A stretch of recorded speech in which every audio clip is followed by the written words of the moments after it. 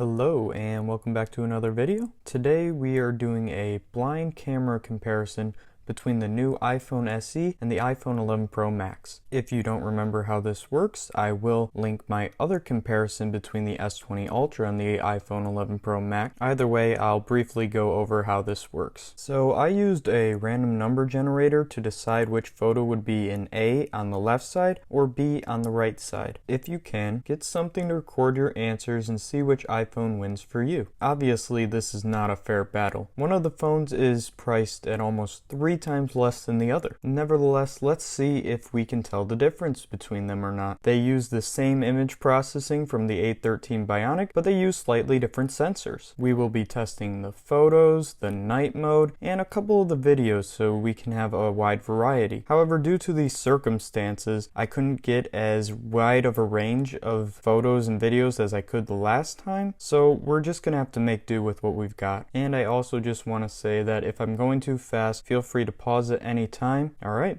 let's get right into it. For number 1, I picked B because the garden hedge near the big tree in the middle provides a lot more detail. There's a little bit of black in A. For 2, I picked A. This one was extremely difficult to pick, but I only chose A because I felt the deck was slightly more in focus and the chair's color and detail was just a little bit better. I chose A for 3. I didn't even want to pick here, but we're not going to cop out on any of these. I chose A, and I think the bird on the tree looked slightly better. These next 3 are the same location and time. We just zoom in as we go into the last one. For number 4, the carpet and overall detail was better in A. Again, we chose A for number 5. Detail and color are just one step ahead. Truthfully, this zoom isn't great on either, but I like B just a bit more.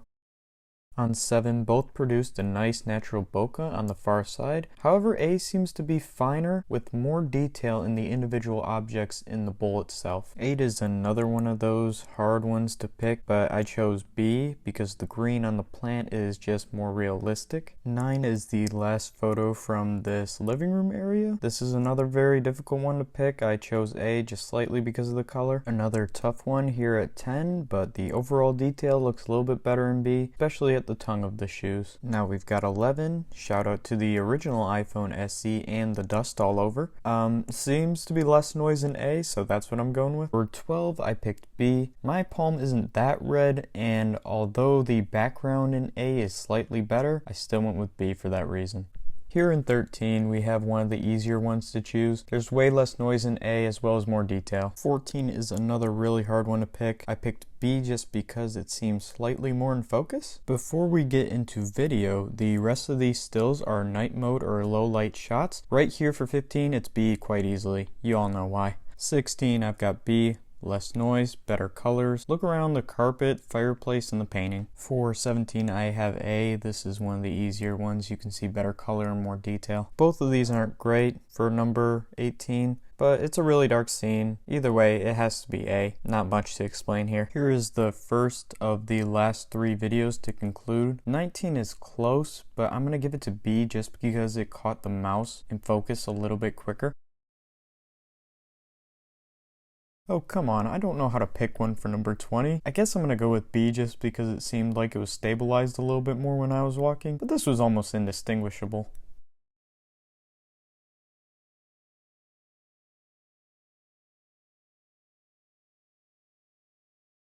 #21 is the last one. You'll hear a bit of little audio here. I'm gonna go with B.